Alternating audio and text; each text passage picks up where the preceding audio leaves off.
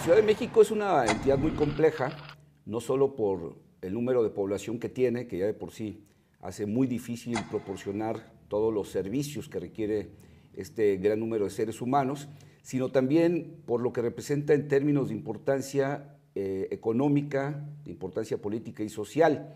Tiene además que cuidar la vecindad con vecinos importantes, pero también recordemos que dentro de esta ciudad hay vecinos que la hacen también muy compleja en términos políticos porque aquí están asentados los poderes de la Unión. Yo por eso he sostenido durante mucho tiempo que gobernar la Ciudad de México implica prácticamente gobernar un país por sí mismo. Y bueno, lo que implica también en términos de política ha sido últimamente, lo hemos leído, lo hemos conocido, la Ciudad de México ha sido reconocida ya como una entidad con todos sus derechos y bueno, recientemente se acaba de promulgar también su constitución que representa un hito histórico para quienes habitan esta ciudad. Y bueno, parte importante de lo que ha sido este gobierno de la Ciudad de México y que fue un factor también importante en la promulgación de esta Constitución, me acompaña el día de hoy y por eso me da mucho gusto recibir al doctor Manuel Granados Covarrubias. Doctor, pues muchas gracias por acompañarme. Consejero jurídico y de servicios legales del gobierno de la ciudad. De la Ciudad de México. Muchísimas gracias por la invitación. Gracias, Manuel. Y sobre todo esta experiencia de poder compartir algunos puntos de vista de lo que es la Ciudad de México, la capital del país y sobre todo este proceso histórico que, como bien apuntaba, el hecho de tener nuestra propia Constitución después de una larga lucha de 30 años en los procesos democráticos. Nuestra última gran reforma fue en 1996, cuando por primera ocasión podemos elegir en 1997 al jefe de gobierno, en aquel entonces el ingeniero Cuauhtémoc Cárdenas, pero que el proceso democrático está en ciernes, es decir, Sí. es prácticamente un esquema nuevo para la Ciudad de México y ahora, bueno, pues a cuentagotas se nos fue dando justamente esa oportunidad de tener una amplitud de derechos, hasta llegar a este momento que es justamente el de tener una constitución propia, en el de reconocer los derechos de las y los capitalinos, y no solo de ellos, sino también de todos quienes por esta ciudad transitan. Ahorita vamos a platicar de eso con detalle, pero me gustaría un poco que platiquemos sobre la historia de Manuel Granados, si te parece.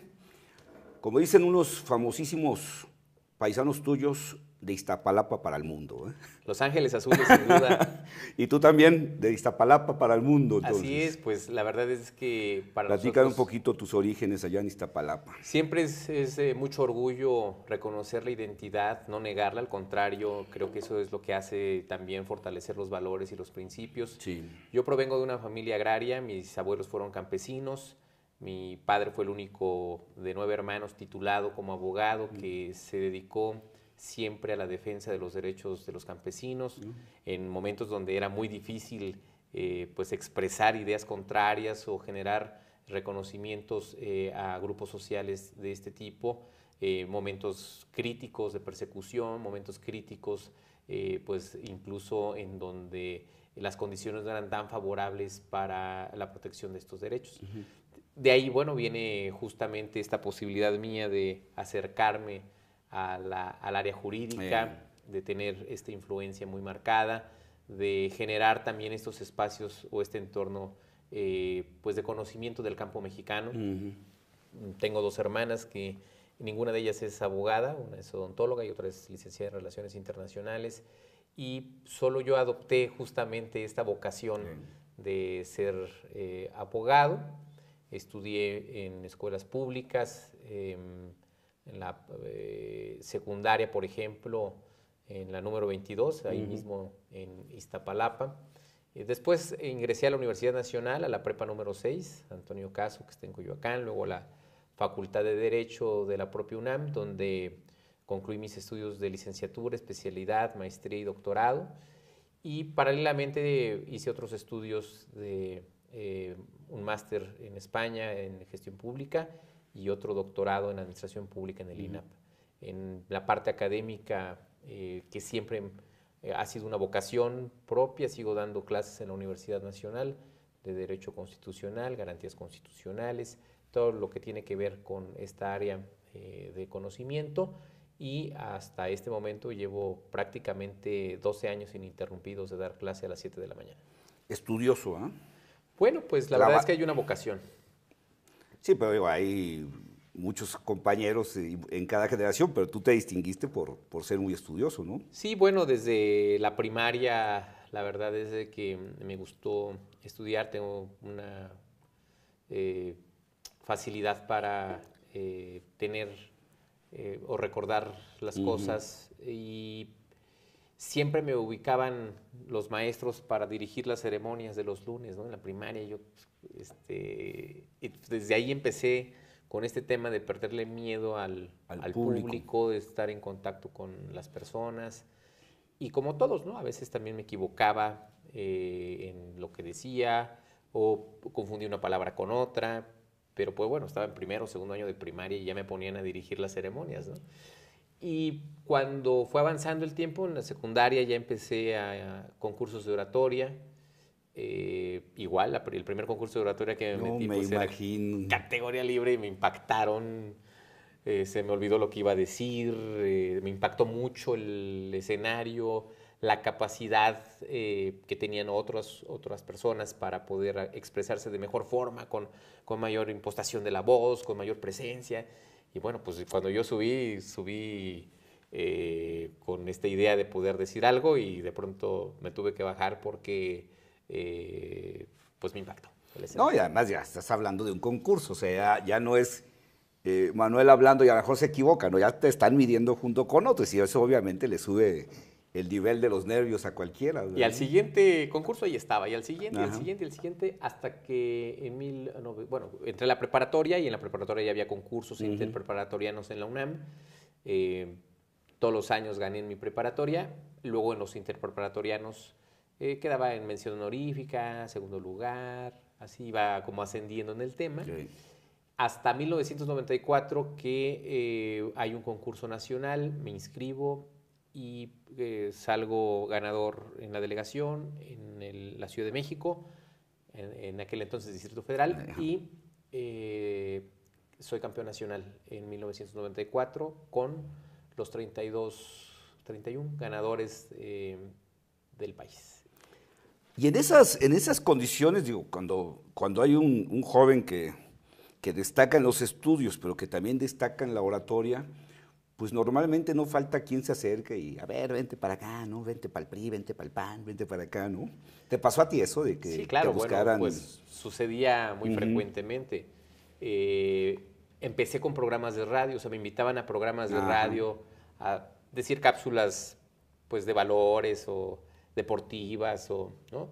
Y luego en programas de televisión igual hacer algún comentario. Y en la universidad, pues los propios profesores, muchos afiliados a un partido o al otro, me decían, oye, pues tú eres mi alumno, acompáñame, va a haber un evento de jóvenes, intégrate, o yo soy diputado, vente como asesor mío. Aviéntate un rollo ahí. Entonces, así empezó el tema de la participación política o pública en una parte, porque en otra también concursé para tener los puestos que he tenido en algunos casos.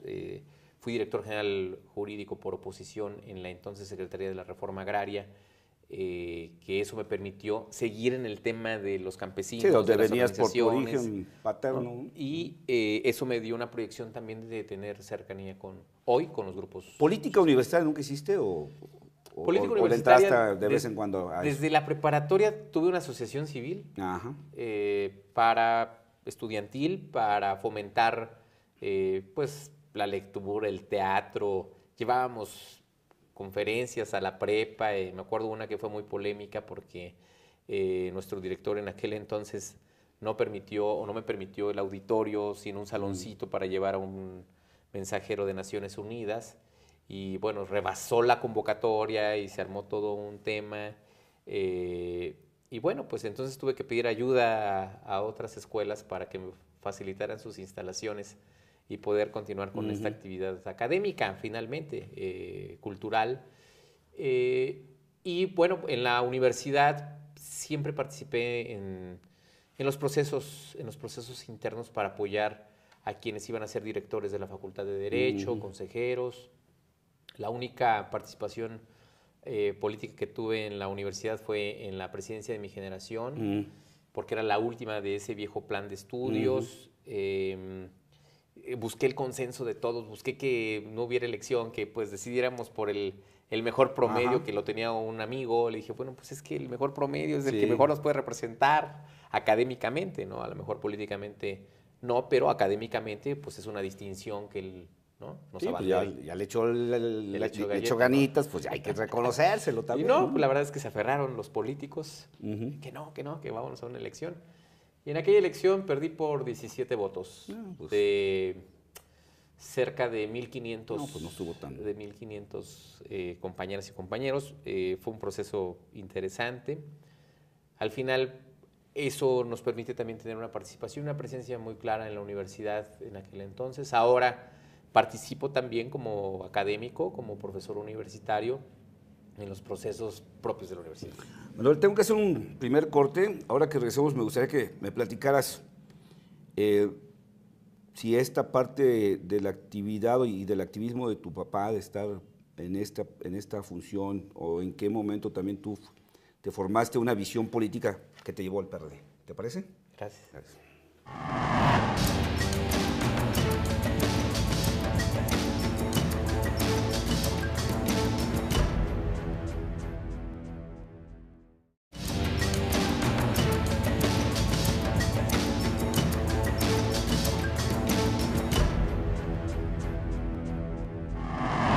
Continúo aquí con el doctor Manuel Granados Covarrubias, consejero jurídico y de servicios legales del gobierno de la Ciudad de México.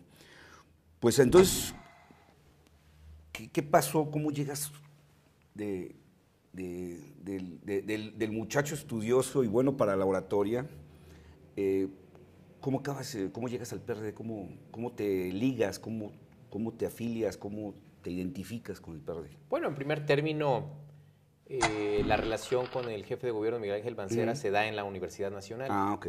Estábamos en la misma agrupación de egresados de posgrado en Derecho que presidían nuestros maestros eméritos. Entonces, los más jóvenes de esa organización, en su momento era el doctor Mancera y yo, y eso nos Ujú. identificaba, nos hicimos amigos, participamos varias veces en temas legales, pronunciamientos sobre algún punto Ujú. de la opinión pública nacional, en fin. Y por otro lado, pues sí, esta historia, este bagaje familiar en donde pues hay un amor por la tierra, por Zapata, por los campesinos, la historia de mi padre que empieza a tener mucha cercanía con el general Cárdenas, por ejemplo, el movimiento agrario de aquella época en donde, por ejemplo, Lucio Cabañas Ujú. o Genaro Vázquez, pues eran hombres que tenían unos ideales y convicciones muy puntuales en la época, que asisten, por ejemplo, al examen profesional de mi padre y que ¿Cómo? en ese sentido, bueno, pues tienes todo este bagaje De lucha social. lucha Sí. social, de no de mentira ni de simulación, sino de que realmente has hecho algo por este Ujú. país, y eso, bueno, pues para mí representa pues un legado muy importante, y eso pues sin duda influye, ¿no?, en tener esta vocación de servicio, influye en generar esta posibilidad de tener una visión distinta en el servicio Y público. una visión, digamos, de izquierda. De izquierda, sin duda. Ujú. O sea, al final de izquierda, y luego estudiando en una universidad pública como la Claro. UNAM, en donde te hacen crítico, en donde debes de estar día a día preparado, actualizándote, en donde aquello que no te parece vas y lo dices, y hasta que existe una respuesta que te convenza, entonces puedes generar una opinión. En fin, creo que eso ha sido parte de mi formación muy puntual. Al PRD, pues ingreso eh, hasta que fui diputado local. Ujú. Fui candidato externo por el PRD, por el PT y por el Movimiento Ciudadano. Una vez que fui electo por la delegación Iztacalco, me nombran coordinador del grupo parlamentario del PRD. Eso me convierte en ser el líder del Congreso local, de la Asamblea Legislativa. Fui presidente de esta comisión de gobierno 3 años. Ujú.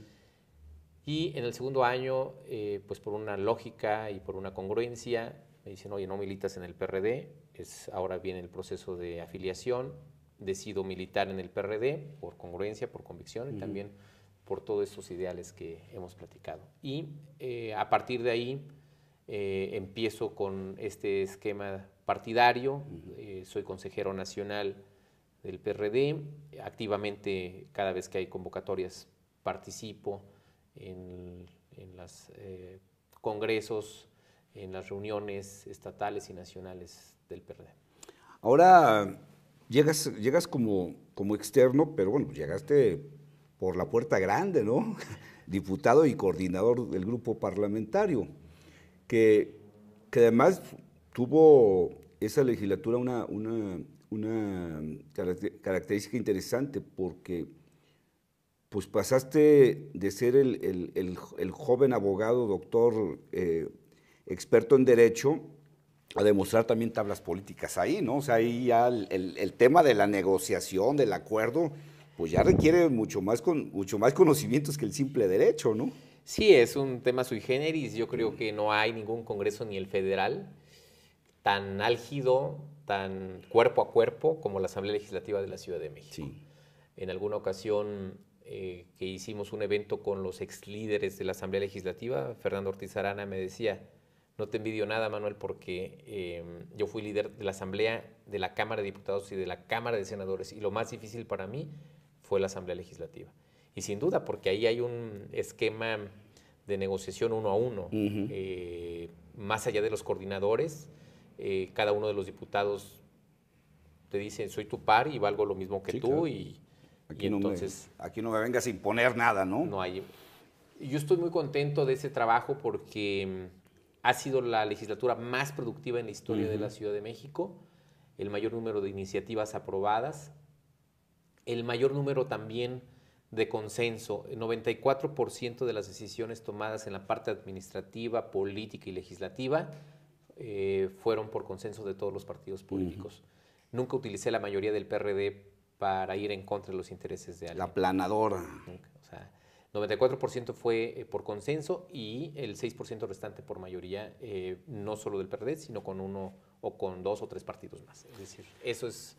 Debe ser además muy complicado, porque creo que nos hemos ya ido malacostumbrando en México a un pragmatismo excesivo en términos legislativos, ¿no? O sea, donde ya impere más la negociación y los acuerdos por abajo de la mesa que los principios, ¿no? Y te lo pregunto sobre todo porque el PRD en la Ciudad de México pues ha significado hasta hoy una línea muy clara en términos programáticos, en términos ideológicos y en términos de valores, digámoslo de alguna manera, liberales de izquierda, ¿no? ¿Cómo logras mantener ese objetivo en una ciudad como esta y sentándote con priistas, panistas, verdes, rojos, amarillos, azules, y poder lograr ese objetivo de darle sentido a una ciudad, ¿no? A mí me tocó una experiencia importante, es un doctorado quizá no académico, pero sí práctico en la negociación política, porque el coordinador de Acción Nacional era Federico Doring, que justo en estos años cumple 18 años ininterrumpidos de ser legislador. Esos son... Y yo llevaba... viejos lobos de mar en materia legislativa. Un mes. Por parte del PRI, pues... Cuando tú todavía estabas en la escuela, él ya estaba legislando. María de los Ángeles Moreno. Otra. Es decir, cuyo expertise, trayectoria, pues en una mesa de negociación no vas a un esquema de ¿qué? Yo que los dos han de haber dicho, vamos ahorita a chamaquear a Manuelito. Comemos pollo. Así, ¿no? Es donde haber pensado. Y así, Ajá. Entonces, pues resultó que no, porque al final del día el principal acuerdo político se dio desde el reparto de oficinas, desde el reparto de comisiones, y entonces la primera gran negociación fue esa, el reparto de comisiones. Entonces yo senté a Federico Doring y le dije, a ver, tienes tantos diputados, te corresponden tantas comisiones, históricamente tienes 5 de 7. Entonces no hay forma. O sea, si yo te doy lo que te corresponde, le tengo que quitar a otros partidos políticos. Pero tú estás en este momento con una subrepresentación legislativa. Entonces, históricamente te tocan tales comisiones. Y en esta legislatura, atendiendo al equilibrio, te toca tal comisión también. Entonces, fírmale. Entonces, siendo lo más justo, lo más... Que es un asunto también, como tú dices, de no aplicar la mayoría, porque creo que la mayor parte de los coordinados que llegan en condición de mayoría llegan a minimizar, a desdeñar, al contrario, ¿no? O avasallarlo. Sí. ¿No? Y acá lo que hicimos desde el minuto 1 fue el justo equilibrio. Sí. Hasta donde más se pudo, en todo. Para efecto de no generar, desde el principio, un tema de discordancia en la práctica legislativa o parlamentaria. Entonces, de igual forma, a ver, representas tanto por ciento. No puedes exigir más de eso. Pero igual ahí, nadie, ¿no? Pero ahí tú además ya estabas teniendo una responsabilidad mayor en la Ciudad de México. O sea, ya no eras Manuel Granados, el abogado al que se le pregunta, oye, ¿y aquí cómo se le hace? Ya eres el corresponsable de lo que pasaba ahí. No, y el eso titular tiene de los poderes de la ciudad. Entonces, no es Entonces, cualquier cosita eso. Cuando llego, pues venía el 1 de diciembre, la toma de protesta del presidente Peña, todo lo que sucedió en ese contexto, las protestas que en la Ciudad de México hicieron más fuertes. Que son de esos días en que pensamos que el país se nos puede escapar en un ratito, ¿no?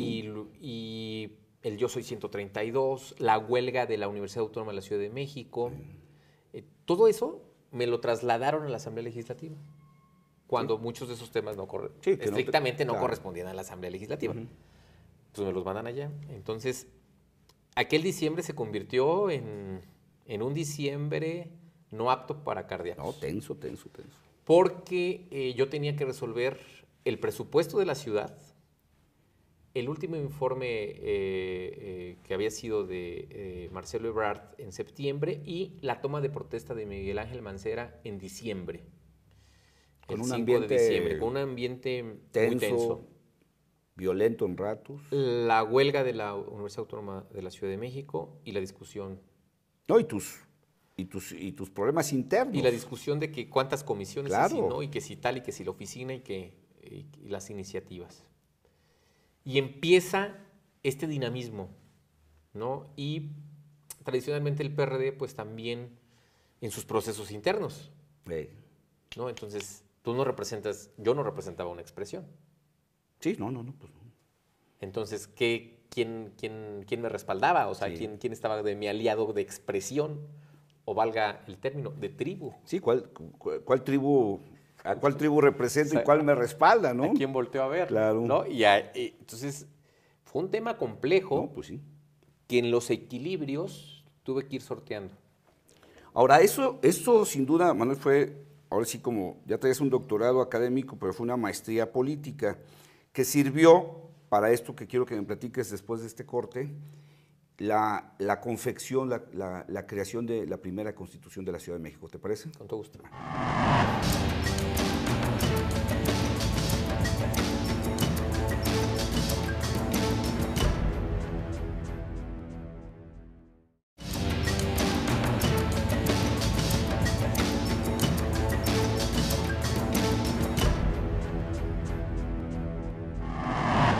Continúo aquí con Manuel Granados, con el doctor Manuel Granados, que es el consejero jurídico y de asuntos legales del gobierno de la Ciudad de México, en esta interesante plática donde estamos platicando sobre su trayectoria y sobre cosas no únicamente de trayectoria personal, sino cosas que han marcado historia en la Ciudad de México, como pues, el hecho de que tenga por primera vez en su historia una constitución que además no solo creo que el país les había regateado mucho a los habitantes de la Ciudad de México sus derechos, sino que además paradójicamente la ciudad que ha sido la capital y que ha sido referente histórico de tantas cosas y además una de las primeras ciudades que se constituyeron en este territorio y que, bueno, no obstante toda esa aportación histórica que le han dado al país, pues paradójicamente fue la última entidad en tener su propia constitución, que es una verdadera barbaridad de injusticia. Pero,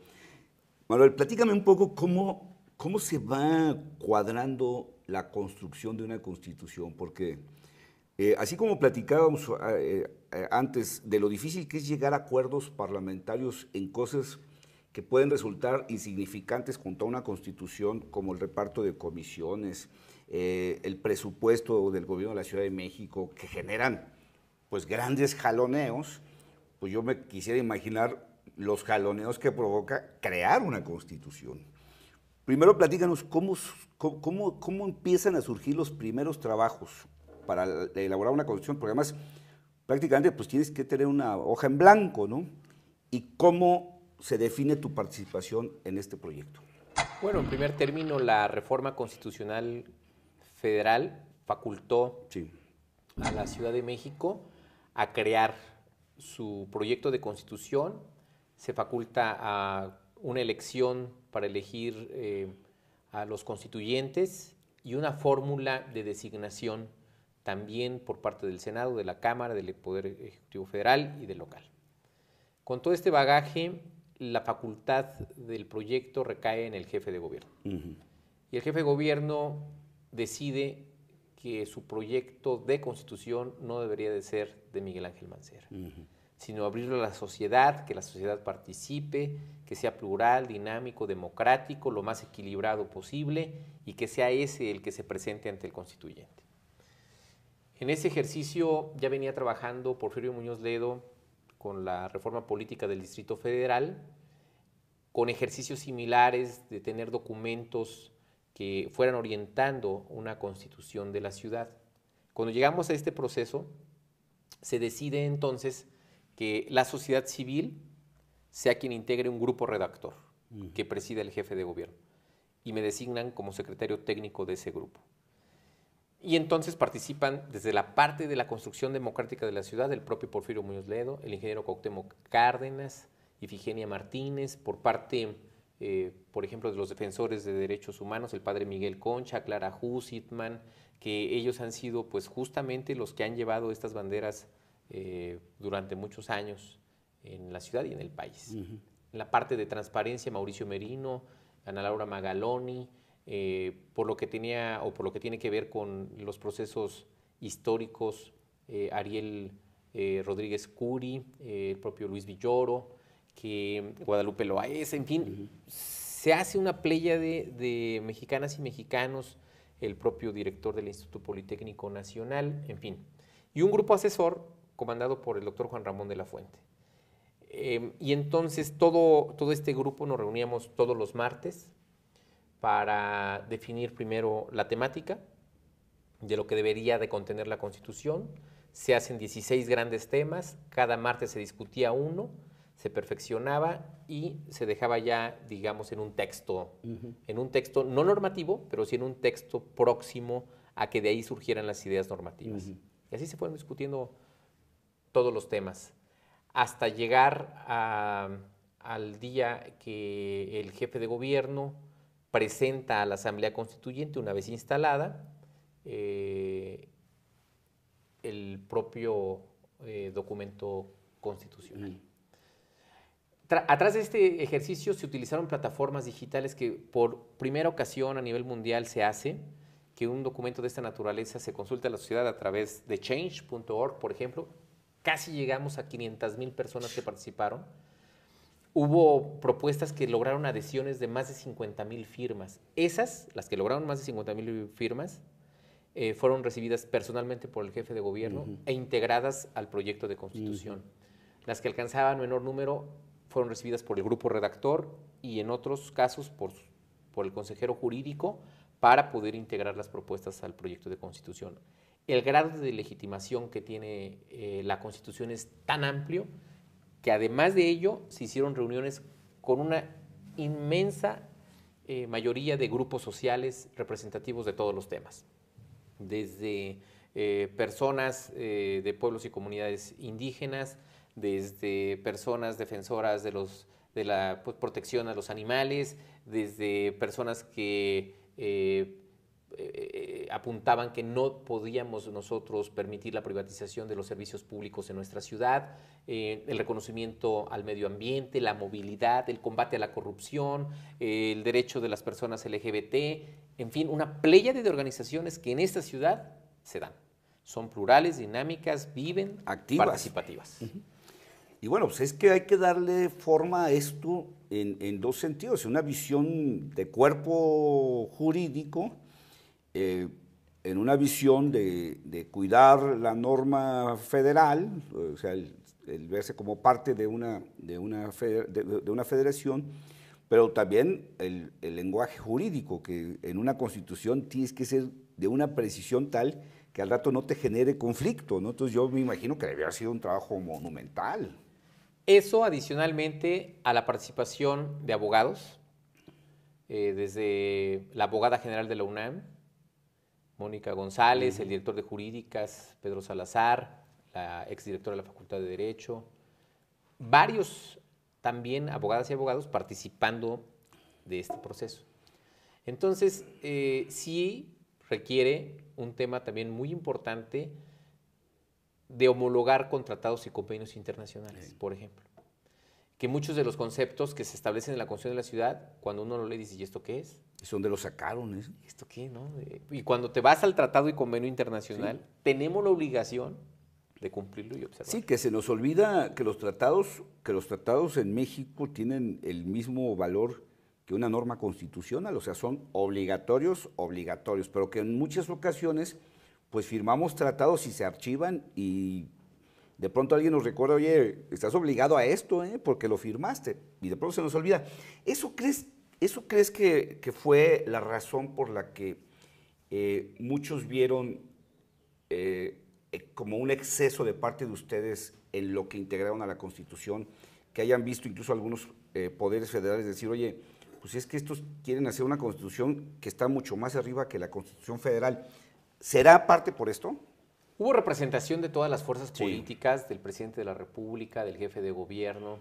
Dentro del constituyente hubo juristas connotados, el propio presidente de la Comisión de Puntos Constitucionales del Senado de la República, que además es un connotado legislador, el propio coordinador del PRI, que pues tiene una amplia experiencia legislativa, doctor en Derecho Constitucional, exministras de la Corte que participaron, y uno a uno fueron votados los artículos, de modo que ninguno de ellos dijera, oye, esto contraviene, o porque son temas puntuales, técnicos. No son, no es cualquier texto, no es un poema. Pues, entonces, y el nivel de discusión y de debate que se generó en la Constituyente fue ejemplar, fue un modelo también de pues, parlamento abierto, en donde la ciudadanía participó. La verdad es que se cuidaron todos esos esquemas muy puntuales, muy claros. Pero también hay temas innovadores, ¿no? Que pues la vara está muy alta, por decirlo menos. Sí, claro. Por ejemplo, revocación de mandato. La Constitución de la Ciudad de México establece que quien no cumpla con sus atribuciones, si fue electo, la misma ciudadanía lo puede quitar. ¿Por qué? Pues porque no cumplió. Claro. ¿No? Con reglas, con requisitos, en fin. Por ejemplo, el tema que causó mayor incomodidad en el Poder Judicial local fue que un grupo de ciudadanos constituya un Consejo Judicial Ciudadano.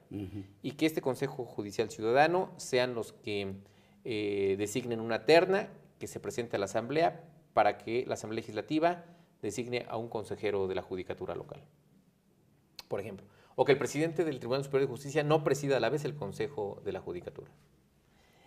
O que dure en su cargo como presidente del tribunal un año. Entonces, son temas en donde... Sí, que tocas esos cajoncitos de poder, pues que de pronto es incómodo para quienes los han detentado por muchos años decir, a ver, ¿cómo que ahora la ciudadanía va a estar sentada aquí en esa silla que me toca y que me corresponde a mí? O sea, y obviamente pues eso genera controversia, ¿no? ¿Tú crees que la parte de la controversia, pues no la podemos discutir aquí si la vas a ganar o no la vas a ganar, porque al final de cuentas la Corte es la que va a decidir qué se queda y qué no se queda, ¿no? Pero sí crees que hicieron una Constitución que tú ves que a futuro puede servir como de inspiración a otros estados. Sin duda. O incluso al país. Sin duda, pero además porque hicimos visibles nuestros derechos. Mira, la Ciudad de México ya venía funcionando con temas, políticas públicas. Sí. Lo que hicimos fue hacer visibles esas políticas ahora en un derecho. Y que ya no sea una decisión del jefe de gobierno, que sea un derecho marcado, guardado y protegido por la Constitución. Pongo como ejemplo, en un debate me dijeron, ¿cómo ponen ustedes el más alto nivel de salud? El acceso al más alto nivel de salud. Dije, ¿por qué ya lo hacemos? Sí. ¿Por qué? Porque hoy los médicos tocan las puertas. Sí, sí. Y aquel paciente que requiera una atención médica de cualquier nivel de atención, se canaliza. Hoy los abogados salimos a las calles, tocamos las puertas. Claro. ¿Por qué no? Porque Claro. ya lo hacemos. Claro. Lo que estamos haciendo es nada más es reconocer esos derechos. Me decían, bueno, ¿y con qué van a pagar internet gratuito? Ya lo tenemos en nuestras plazas públicas. Claro, es lo más Tú te vas al Zócalo, te vas a la Alameda, a las plazas públicas y hay Wi-Fi gratuito. Es irlo integrando a más, claro. Lo estamos haciendo Claro, visible. así es. Entonces, no entiendo de dónde hay un esquema de exceso. rebasar. Así es. Bueno, tengo que hacer un último corte. Ahora que regresemos, me gustaría que platicáramos cómo ves a la Ciudad de México, cómo está la Ciudad de México y cómo ves a tu propio partido en la Ciudad de México. Parece como que no está pasando por sus mejores momentos. ¿Te parece? Con todo gusto.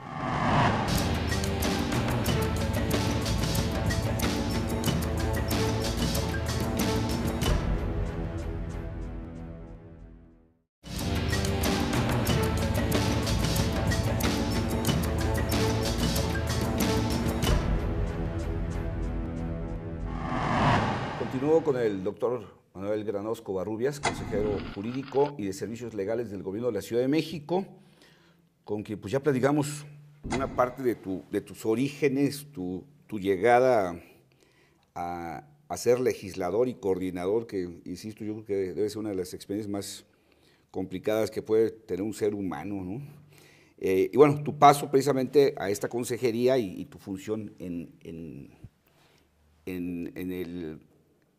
el nacimiento, en la construcción, en la confección de esta Constitución, pues que como decíamos, va a dar mucho de qué hablar al futuro. Digo, creo que apenas estamos empezando a verla así con cuidado y bueno, seguramente se hablará mucho de ella, no solo en la Ciudad de México, fuera de la Ciudad de México, y será, yo creo que en algún día, referencia para muchos. Pero ahora que hacemos este recuento, yo te decía, bueno, pues pasaste del abogado, del doctor, 2 veces doctor, del experto en derecho, pasaste de esta condición de jurista connotado a político, pero llegaste a la política por la puerta grande, tuviste que negociar con grandes expertos en la vida política y parlamentaria de México, no nomás de la Ciudad de México. Entraste a este proceso de la construcción de la Constitución de la Ciudad de México, eso te hizo un político ya ya no de primer intento, ya de un político de primera división en la Ciudad de México, y eso te ha de llevar a tener una visión de tu ciudad. ¿Cómo ves ahora la Ciudad de México? ¿Cómo ves este momento que está viviendo? Para que luego me platiques cómo ves el momento político, pero me gustaría primero que me dieras un diagnóstico, tu diagnóstico de cómo está la Ciudad de México. Bueno, la Ciudad de México, a pesar de la percepción que se puede tener en unos temas, ha pasado un esquema de seguridad y gobernabilidad distinto al resto, que lamentablemente sucede en nuestro país. Yo recuerdo que hace 10, 11 años la Ciudad de México tenía índices delictivos muy altos. Por ejemplo, en robo de vehículos, en secuestro. Sí. Teníamos no, pues robo en la calle, ¿no? Los primeros niveles. Sí. Digo, los que vivimos fuera de la Ciudad de México, yo recuerdo, vas a la Ciudad de México, aguas, ahí. Entonces, casi era un terror venir a la Ciudad de México. Pongo como ejemplo que en el pasado sí, se robaban 150 vehículos diarios en la ciudad. Hoy tenemos promedios de 23, 25 vehículos diarios, con una capacidad de respuesta también de las autoridades muy amplia por el uso de las herramientas tecnológicas. Hoy podemos tener una respuesta inmediata de la Secretaría de Seguridad Pública a través de botones de pánico, a través de apps, a través de esas herramientas que hacen posible que el ciudadano pueda tener una seguridad próxima, más próximo al evento que pudiera tener. Lo otro tiene que ver con el número de habitantes, con lo que se mueve en la ciudad. Ya platicábamos de que los propios y los que llegan de paso diario, ¿no? Estamos, por ejemplo, en las horas pico entre 15 y 16 millones de personas diarias en la ciudad. O sea, el doble de la población propia de la ciudad se mueve todos los días. Se mueve en la ciudad. Más 5 millones de vehículos en la zona conurbada, incluida la Ciudad de México. Entonces, que también pasan por aquí.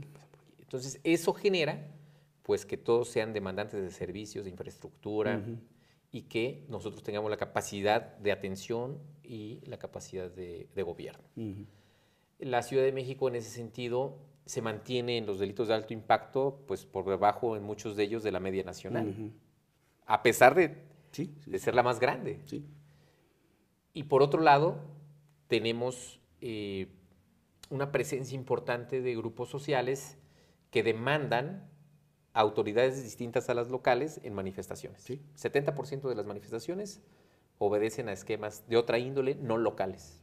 Pero que bueno. Bueno, y a veces ni siquiera nacionales, a veces tienen que ver con otros países. Resentimos sí. las y los capitalinos, claro. Pues esos. Que ha ido avanzando también eso, ¿no? O sea, de alguna manera también se ha ido como ordenando un poco ese asunto, ¿no? Hemos preferido nosotros, por lo que hace a la intervención local, el diálogo, la negociación, la atención. En la medida en que cada servidor público cumpla con sus atribuciones, con sus funciones, es en la medida en que disminuyen este tipo de ejercicios, ¿no? Digamos, tú ves que la ciudad no está mal, tú la ves bien, digámoslo así. Habrá que mejorar puntos, Sí. habrá que ir perfeccionando. Por ejemplo, hoy hay una gran campaña dirigida al tema de la movilidad, porque nuestra ciudad tiene que generar mejores herramientas de movilidad, en donde el transporte público sea más eficiente, en donde ya no tengamos estos esquemas de los microbuses. Ha hecho un trabajo ahí muy importante el secretario de Movilidad en términos de adecuar lo que hoy ya pareciera obsoleto en nuestra ciudad. Los trolebuses, por ejemplo, ¿no? Es decir, cómo generamos este cambio, este dinamismo, esta transformación para tener mejor comunicación. Ahora, el tema de tu partido, pues siempre se ha dicho pues, que el poder desgasta, ¿no? Y bueno, después de varias administraciones perredistas, como que empieza a pasar algo, ¿no? Claro que en buena parte pues, implica que una muy buena parte del perredismo, no solo de militantes, sino simpatizantes, pues hizo un proyecto nuevo que se llama Morena, ¿no? Pero políticamente, ¿cómo ves a tu partido aquí en la Ciudad de México? Ya no me La quiero Ciudad meter de en México el es una ciudad dinámica, pero también muy consolidada en el quehacer político. Recién tuvimos una concentración en el Zócalo capitalino importante del PRD, en donde se demostró la fuerza del PRD.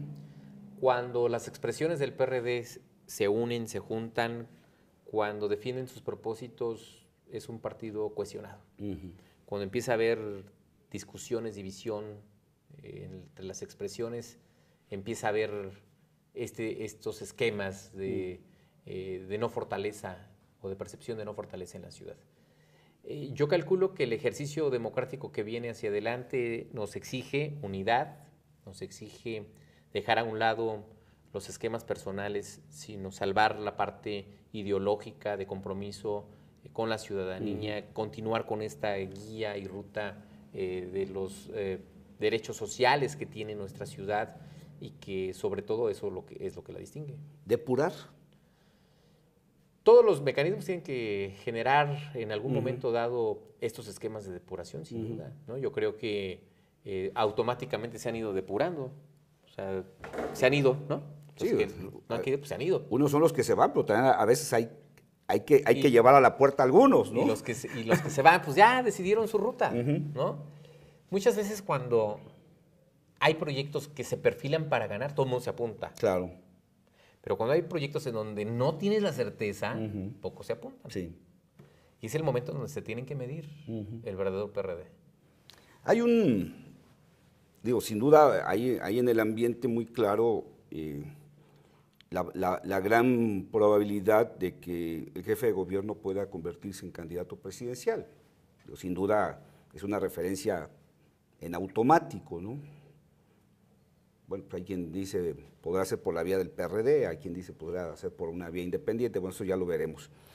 Pero también se menciona el caso de Manuel Granados como un personaje que podría buscar la jefatura del gobierno de la Ciudad de México en el 2018. ¿Te ves tú en esa trayectoria, en ese trayecto? Sin duda, yo calculo que este ejercicio democrático de participar legítimamente en una aspiración al proceso del 18 me posibilita estar ahí. Esperaré las reglas del partido, Claro. esperaré cómo se vayan acomodando también los tiempos, la coyuntura política y sin duda mi perfil y sin duda mi experiencia estará aportada al proyecto del 18.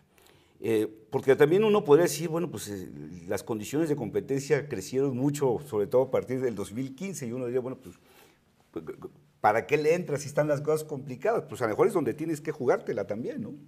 No, es un tema distinto. Ya hablabas tú de depurar. Sí. Y hay que depurar a la clase política también. Sí, ¿no? Porque pues hay muchos que ya ocuparon prácticamente todos los encargos públicos Sí.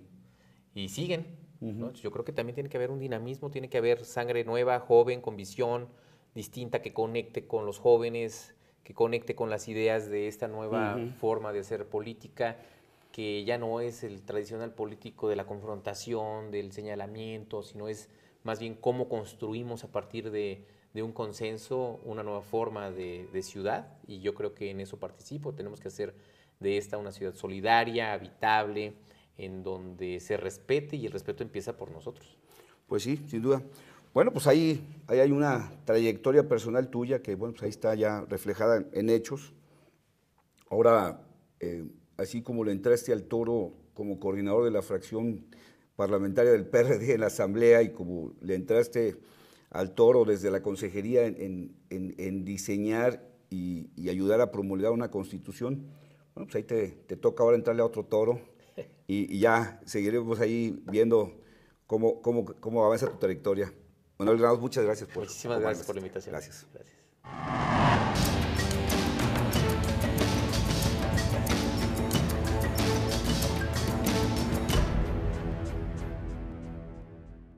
Otra es licenciada en Relaciones Internacionales, y solo yo adopté justamente esta vocación de ser abogado.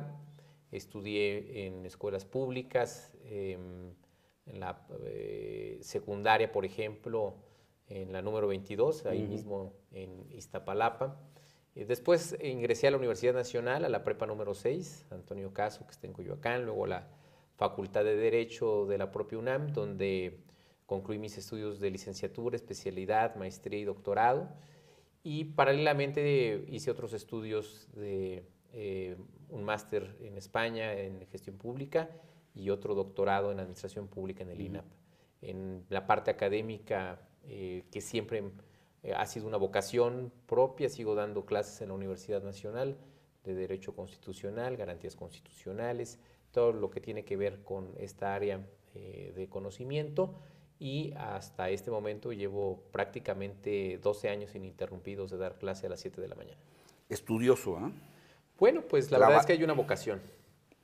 Sí, pero digo, hay muchos compañeros en cada generación, pero tú te distinguiste por ser muy estudioso, ¿no? Sí, bueno, desde la primaria, la verdad es de que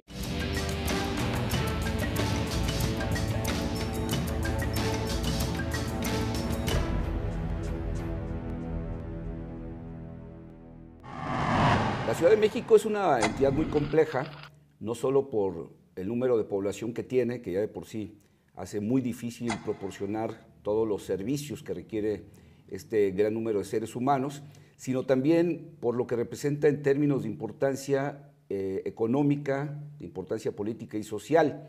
Tiene además que cuidar la vecindad con vecinos importantes, pero también recordemos que dentro de esta ciudad hay vecinos que la hacen también muy compleja en términos políticos, porque aquí están asentados los poderes de la Unión. Yo por eso he sostenido durante mucho tiempo que gobernar la Ciudad de México implica prácticamente gobernar un país por sí mismo. Y bueno, lo que implica también en términos de política ha sido últimamente, lo hemos leído, lo hemos conocido, La Ciudad de México ha sido reconocida ya como una entidad con todos sus derechos. Y bueno, recientemente se acaba de promulgar también su constitución, que representa un hito histórico para quienes habitan esta ciudad. Y bueno, parte importante de lo que ha sido... Me gustó estudiar, tengo una facilidad para tener o recordar las cosas, y siempre me ubicaban los maestros para dirigir las ceremonias de los lunes, ¿no? En la primaria. Yo, desde ahí empecé con este tema de perderle miedo al público, de estar en contacto con las personas. Y como todos, ¿no? A veces también me equivocaba en lo que decía, o confundí una palabra con otra, pero pues bueno, estaba en primero o segundo año de primaria y ya me ponían a dirigir las ceremonias, ¿no? Y cuando fue avanzando el tiempo, en la secundaria ya empecé a concursos de oratoria. Igual, el primer concurso de oratoria que me metí, pues, era categoría libre, y me impactaron. Se me olvidó lo que iba a decir, me impactó mucho el escenario, la capacidad que tenían otras personas para poder expresarse de mejor forma, con mayor impostación de la voz, con mayor presencia. Y bueno, pues cuando yo subí con esta idea de poder decir algo, y de pronto me tuve que bajar porque pues me impactó. No, y además ya estás hablando de gobierno de la Ciudad de México, y que fue un factor también importante en la promulgación de esta Constitución. Me acompaña el día de hoy, y por eso me da mucho gusto recibir al doctor Manuel Granados Covarrubias. Doctor, pues muchas gracias por acompañarme. Consejero jurídico y de servicios legales del gobierno de la ciudad. La Ciudad de México. Muchísimas gracias por la invitación. Gracias, Manuel. Y sobre todo esta experiencia de poder compartir algunos puntos de vista de lo que es la Ciudad de México, la capital del país, y sobre todo este proceso histórico que, como bien apuntaba, el hecho de tener nuestra propia Constitución después de una larga lucha de 30 años en los procesos democráticos.